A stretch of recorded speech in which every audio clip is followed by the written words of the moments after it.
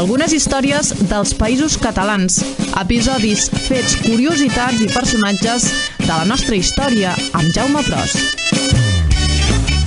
Hi ha expressions genuïnament catalanes que seria una llàstima que es perdessin definitivament. Una d'elles és salut i força al Canut. Potser els més joves no l'han sentit gaire, aquesta frase feta, però en el passat molta gent la feia servir per desitjar bons auguris a unes altres persones.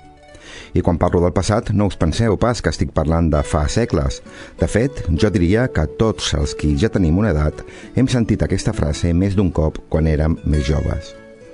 El cert és que, a poc, aquesta dita s'ha anat deixant de dir. Desgraciadament, com li ha passat a moltes altres expressions paremiològiques culturalment d'arrel popular.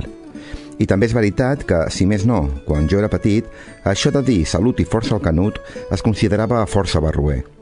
I això era així perquè el Canut, de manera general, s'entenia que feia referència a l'òrgan sexual masculí. Però aquesta interpretació, com ara veurem, no és pas correcta. A la Catalunya dels bandolers i els viatges en diligència era costum portar els diners amagats dins d'un cilindre del mateix diàmetre que les monedes. Aquest cilindre, que també el feien servir els mercaders i firaires, es portava penjat al coll i amagat a sota de la camisa. També hi havia que el portava subjectat per la faixa. L'artefacte en qüestió podia ser de diferents mides i materials: cuir, metall, fusta, canya... I el costum del Canut, portamonedes, va perdurar força temps als Països Catalans.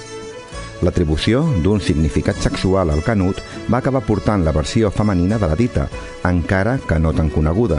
Si als homes els corresponia el salut i força al Canut, a les dones els hi pertocava un salat i força al forat. Jo, això últim, ho he trobat en textos escrits, però reconec que personalment no recordo haver-ho sentit mai. Salut i pessetes, i el de més són punyetes. També va ser un clàssic entre els nostres avis. Així, doncs, quan li diem a algú salut i força al Canut, li estem desitjant dues coses. Primer, que es mantingui sa, i segon, que l'economia li vagi bé, ja que el que li estem desitjant és salut i força monedes a dins del Canut. Però vaja, que si el que volem és desitjar una vida sexualment intensa a algú, tampoc no passa res perquè li diguem salut i força al Canut. Això sí, que quedi clar que haurà estat una sort sobrevinguda perquè nosaltres, a fe de Déu, que no haurem tingut res a veure.